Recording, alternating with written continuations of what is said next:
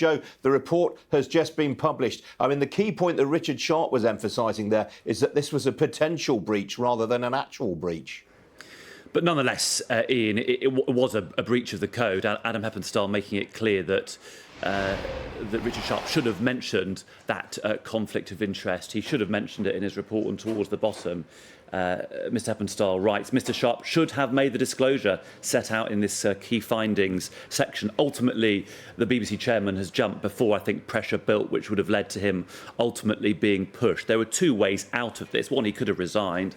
The procedure for removing a BBC chair involved the Secretary of State for Culture consulting with the BBC board. Ultimately, I suppose Rishi Sunak might have been the decision maker, telling his Secretary of State what to do. That would have been ugly. You know, we're likely to get a reaction in the coming minutes to that report from the Labour Party, from opposition parties, and from MPs on the Culture Select Committee. Remember, that Select Committee has already been incredibly critical of Mr. Sharp, saying that he breached the standards expected, that this was a significant error of judgment. Therefore, I think it was the recognition of Mr. Sharp that it would have been too difficult to stay on. And as he said in that statement, it would have really damaged the BBC's reputation, which already has been battered by a number of rows, including the Gary Lineker row. But this has been swirling around for a number of months, and clearly is not good for the corporation.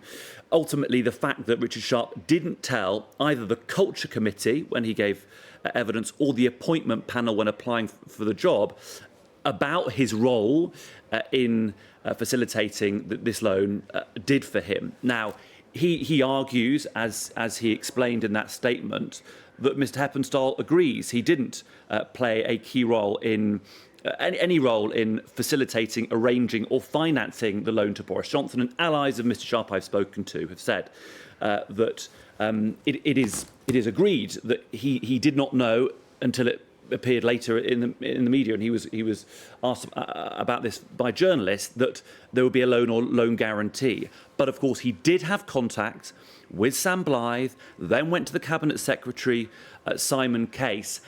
That was, Mr. Heppenstall argues, a conflict of interest he should have mentioned when applying for this very senior, a high-paid job on a pretty high salary, £160,000 a year, and therefore he has decided to go. Now, Ian, what happens next? Well, he is going to remain in position until a replacement is found, so he's going to be in position for a few more months. But clearly a very embarrassing episode for Mr. Sharp.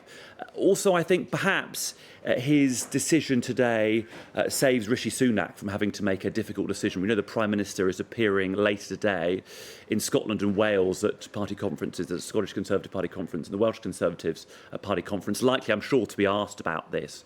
But the fact that Mr. Sharp has acted and acted fast, doing that statement, recording that statement with the BBC, even before the report was released to all of us, I think has saved Rishi Sunak some difficult questions, and he argues, Mr. Sharp argues, it saves also the BBC from more difficult, painful headlines. He said that what he did was with the best of intentions. He claims there's no evidence he played any part in the facilitation, arrangement or financing of that loan to Boris Johnson, but also there was regret there. He regretted, as he said, that he hadn't mentioned this to the panel and to the Culture Select Committee. He apologised to BBC staff for the distraction he has been in recent weeks, and now his time as BBC chair is coming to an end. He's acted quickly, Ian, but I suppose critics of Mr. Sharp would argue he should have acted many months ago.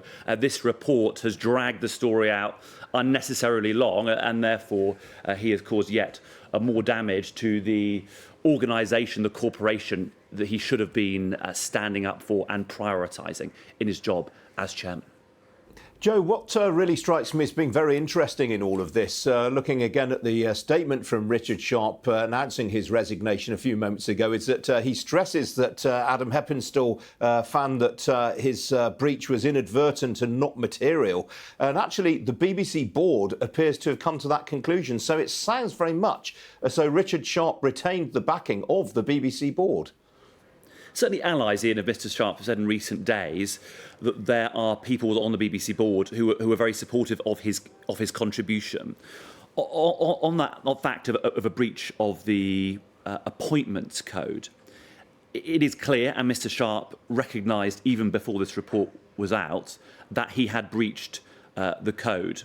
And as you say, the sort of judgment of Mr Heppenstall was how bad was that breach? Was it material breach? Was it an inadvertent breach? Of course, Mr Sharp argued it and has argued it was inadvertent. He clearly does have some supporters on the BBC board, and there are certain media reports today that senior BBC management, some senior BBC management, are publicly very supportive of the role he has played. Of course, what the BBC have now with Mr Sharp is somebody who is pretty supportive of their needing more funding, but also can communicate with Rishi Sunak well, because he used to work for him at Goldman Sachs. He is, some people within the BBC argue, an effective communicator, an effective lobbyist towards Mr Sunak. But ultimately, the bad headlines, Ian, he has created in recent weeks, hanging on to his job, as Mr Heppenstall has been compiling this report, has been damaging to the corporation. And that, I think, is ultimately why he's decided that if he hadn't resigned now, and he'd have created even worse headlines, and that would have been, damaging to the BBC for a number of days potentially. And therefore he's decided to jump before he potentially was pushed.